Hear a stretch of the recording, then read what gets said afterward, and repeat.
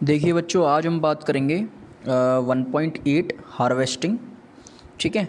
और इससे पहले जो है अपन कई सारे वेरियस स्टेप्स थे उसके फार्मिंग के क्रॉप प्रोडक्शन में जो यूज़ होते हैं, protection from weeds and ploughing, manure and fertilisers, और बहुत से 2-3 और स्टेप्स थे वो कंप्लीट कर चुके हैं। अगर आपने वो वीडियोस नहीं देखे हैं तो you can check over there, है ना। अलग से प्लेलिस्ट लिंक जो है, प्लेलिस्ट सभी की बना दी गई है चैप्टर्स की इसकी, और you can check on our channel playlist section में जाके।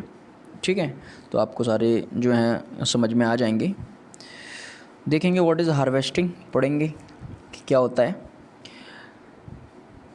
1.8 है ना, harvesting of a crop is an important task.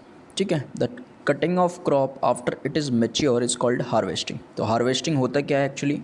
Harvesting of a crop, किसी भी फसल को हार्वेस्टिंग करते हैं तो वो काफ़ी इंपॉर्टेंट टास्क है, क्योंकि वो प्लांट जो है लगे थोड़ी ना रहेंगे सॉइल में, उसको काटना तो पड़ेगा। तो कटिंग ऑफ क्रॉप, है ना, जो क्रॉप जो है आपकी पक के तैयार हो जाती है, मैच्योर हो जाती है, उसी को हार्वेस्टिंग बोलते हैं। उसको काटना इज कॉल्ड हार्वेस्टिंग। तो in harvesting crops are pulled out और cut close to the ground. It usually takes 3 to 4 months for a cereal crop to mature. तो इसे जो है आप हार्वेस्टिंग जो है आप इस टूल से कर सकते हैं, सिकल से, है ना, हसीए से, इस टाइप से पुल्ड करके खींच सकते हैं, या फिर कट कर सकते हैं उसको ग्राउंड से। तो ऐसे भी अपन उसको काटते हैं। और मैच्योर होने में, पकने में फसल को 3 to 4 months लगते हैं। जो भी सीरियल क्रॉप्स हैं जो अपन खाते हैं, है ना, राइस, पैडी, वीट वगैरह, इन्हें 3 से 4 महीने पकने में लगते हैं। फिर उसके बाद में इनकी हार्वेस्टिंग की जाती है। तो harvesting in our country is either done manually by sickle, तो सिकल से करते हैं या तो हाथों से मैनुअली, और बाय मशीन, या मशीन से भी होता है, और मशीन का नाम है हार्वेस्टर। और in the harvested crop the grain seeds need to be separated from the chaff. ठीक है, तो होता ये है कि अब आपको जो क्रॉप आपने काटी है उसमें से ग्रेन भी तो निकालने पड़ेंगे, अनाज को अलग पड़ना पड़ेगा, सेपरेटेड आउट करने पड़ेंगे ना ग्रेन सीड्स को। तो फिर उनको किया जाता है साफ से। साफ मतलब वो भूसा वूसा, उससे जो भूसी होती है प्लांट्स के, और भी पार्ट्स होते हैं वहाँ से, तो ग्रेन जो है, ग्रेन सीड्स अलग करते हैं। और this process is called threshing. इस प्रोसेस को थ्रेसिंग बोलते हैं, है ना। उस साफ से आप जो सीड ग्रेन्स जो हैं, आप ग्रेन सीड जो हैं आप सेपरेट आउट कर रहे हैं, उस प्रोसेस को थ्रेसिंग बोलते हैं। और ये थ्रेसिंग जो प्रोसेस है, this is carried out with the help of a machine called combine, which is in fact a harvester as well as a thresher. तो ये जो है मशीन कंबाइन इसे बोलते हैं, इससे थ्रेसिंग भी हो जाती है। इससे अपन सेपरेट आउट कर सकते हैं ग्रेन सीड्स को। ठीक है, साफ जो है अलग अलग हो जाता है, उसका भूसी जो होती है। ठीक है, और ये जो है कंबाइन मशीन से करते हैं, और ये हार्वेस्टर का भी काम करता है एज वेल एज थ्रेसर का भी काम करता है। तो ये देख लो, ये पिक्चर में बढ़िया दी रखी है ना, ऐसा देखा भी होगा आपने फार्म में कभी। तो अब क्या होता है, after harvesting sometimes stubs are left in the field which are burned by farmers. तो हार्वेस्टिंग के बाद कुछ जो है टुकड़े जो रहते हैं प्लांट्स के, रिमेनिंग पार्ट जो रहते हैं, है ना, तो उन्हें जला दिया जाता है, फार्मर्स जलाते हैं। तो पहली इज़ वरीड, पहली चिंतित हो गई कि she knows that it causes pollution, इससे पॉल्यूशन होता है, it may also catch fire and damage the crops lying in the field. तो इससे जो है पॉल्यूशन होता है ना, और ये जो है डैमेज भी कर सकता है दूसरे की फसल को। अगर फायर कैच हो गई कहीं तो फिर फसल बर्बाद हो सकती है फार्म, है ना। तो ये गलत है। फिर farmers with small holdings of land do the separation of grain and chaff by winnowing. Figure 1.9 you have already studied this in class 6, है ना। तो ये जो है विनोइंग मशीन दी गई है फिगर 1.9 में। तो फार्मर्स जो हैं छोटे छोटे लैंड वाले, जिनके पास छोटी छोटी ज़मीन है, तो वो जो है विनोइंग मशीन से कर लेते हैं। उनके पास तो इतना पैसा है नहीं कि वो थ्रेसिंग कंबाइन मशीन जो है काफ़ी महंगी आती है, एक्सपेंसिव होती है, तो वो केवल वही कर पाते हैं जो मीडियम एंड लार्ज फार्मर्स होते हैं। ठीक है, तो ये स्मॉल लैंड फार्मर्स नहीं कर पाते हैं, तो ये विनोइंग मशीन से इसको अलग करते हैं। ठीक है, सीड ग्रेन सीड्स को, ठीक है, और साफ को। तो ये विनोइंग मशीनें देख लेना आप अच्छे से। तो हार्वेस्ट फेस्टिवल्स भी काफ़ी सारे मनाए जाते हैं। जब आपकी फसल कटती है तो इस खुशी में जो है फार्मर्स काफ़ी खुश होते हैं, और आपके फेस्टिवल्स बनाते हैं, फेस्टिवल के रूप में उसे सेलिब्रेट करते हैं। तो after 3 or 4 months of hard work there comes the day of the harvest. तो जो है आपका दिन आता है हार्वेस्ट का, फसल कटने का, पक के तैयार हो जाती है, अब काटने की बारी आती है। तो फिर ये जो है फेस्टिवल के रूप में उसको एंजॉय करते हैं, सेलिब्रेट करते हैं। The sight of golden fields of standing crop laden with grain fills the heart of farmers with joy and a sense of wellbeing.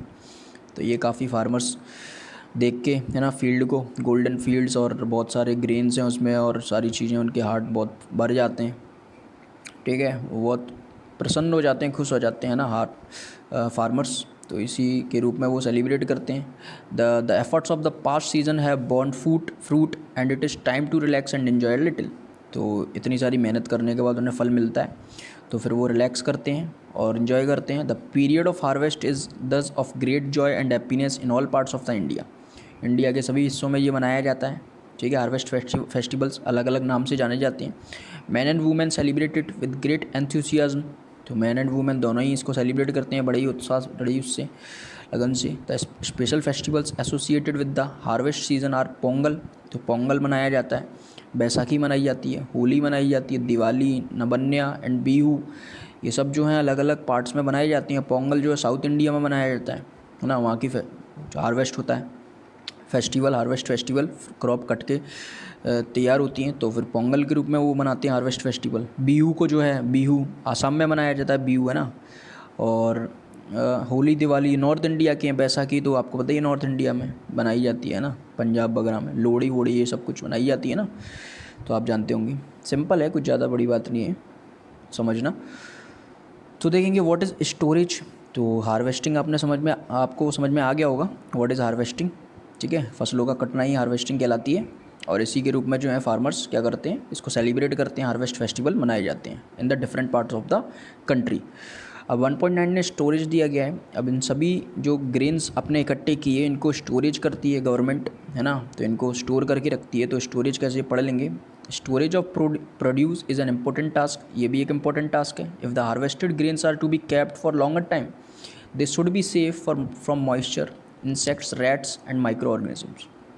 तो जब आप हार्वेस्टेड ग्रेन्स, ये सभी ग्रेन्स आपने काट लिए, इनको लंबे समय तक आपको रखना है कहीं जगह पर, तो इनको सेफ़ रखना पड़ेगा कि मॉइस्चर ना हो, नमी ना हो, है ना। नमी होती है कहीं भी तो फिर क्या वहाँ पे माइक्रो ऑर्गेनिजम्स अटैक करने लगते हैं, बैक्टीरिया, वायरस, जो माइक्रो ऑर्गेनिज्म छोटे छोटे सूक्ष्मजीव वगैरह, फंगी वंगी वगैरह, इंसेक्ट, रैट्स, मॉइस्चर आ जाता है तो ओके, तो ये बैक्टीरिया फंगी इन पे अटैक करने लगती है। तो इनसे बचने के लिए मॉइस्चर से बचाना पड़ता है, इंसेक्ट से बचाना पड़ता है, कीड़ों से, चूहों से।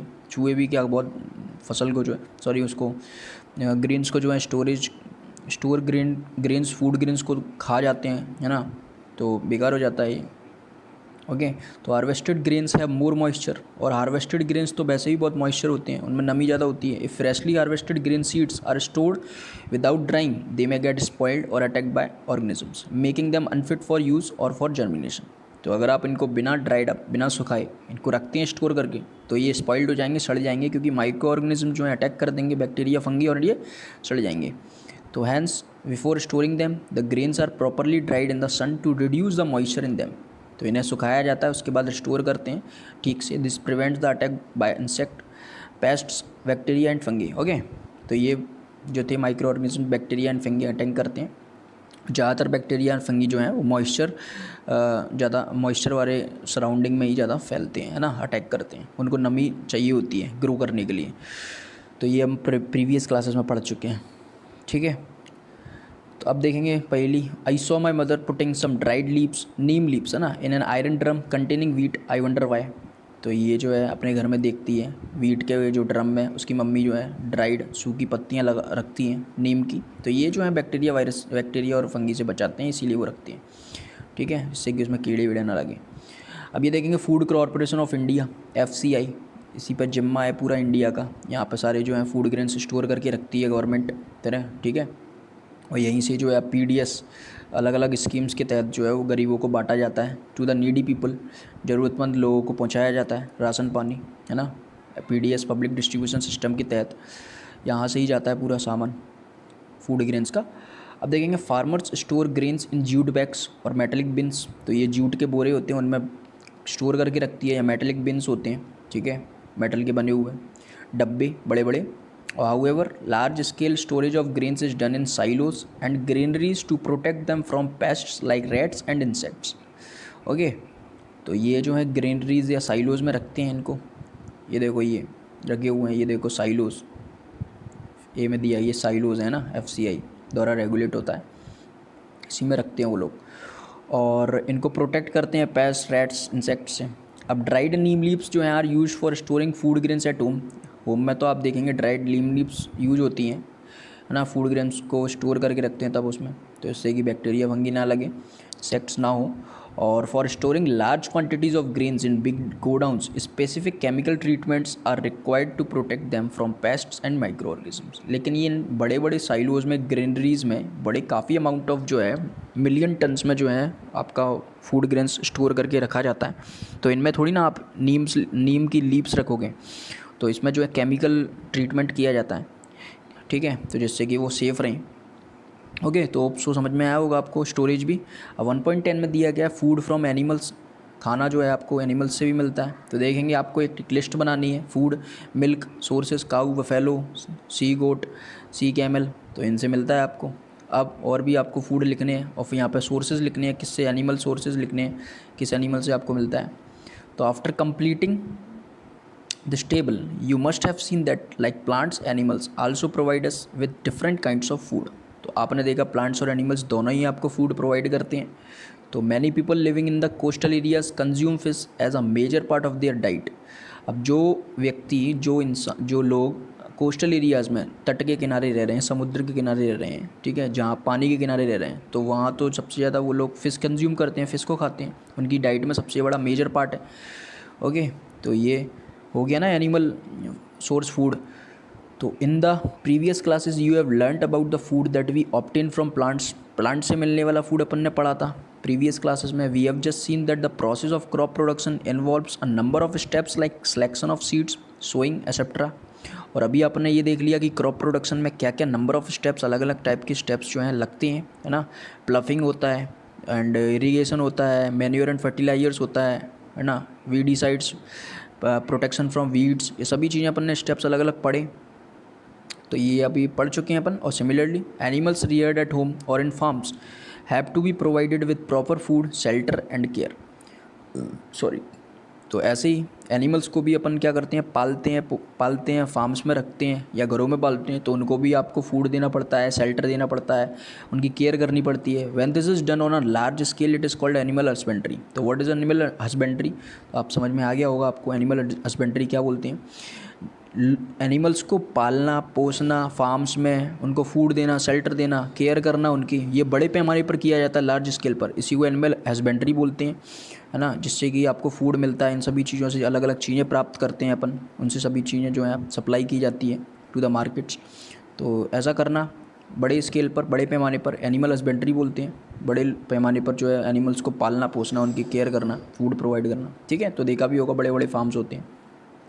अब देखेंगे fish is good for health, we get cod liver oil from fish which is rich in vitamin D. तो फिश जो है हेल्थ के लिए बहुत अच्छी है, इससे कॉड लिवर ऑयल मिलता है और जो कि विटामिन डी में काफ़ी रिच होती है, ठीक है। तो बेटा देखेंगे ये जो चैप्टर है आपका कंप्लीट हो चुका है। तो अगर आपको कोई डाउट लगता है, ओके, तो you can ask me in the comment section. और इसके जो भी क्वेश्चन आंसर्स हैं तो मैं इसका एक सेपरेट वीडियो लेक्चर बना दूंगा जिसमें सारे क्वेश्चन आंसर्स मैं आपको कंप्लीट करा दूंगा। और आपको कोई भी डाउट लगता है, कुछ भी प्रॉब्लम आती है चैप्टर में, कुछ भी बचा हुआ हो, तो आप मुझे कमेंट सेक्शन में पूछ लीजिए। I will make it clear, मैं उसको क्लियर करूँगा, ओके। एंड जल्दी ही, ठीक है। और मिलते हैं in the next video lecture. Till then goodbye, take care and thank you.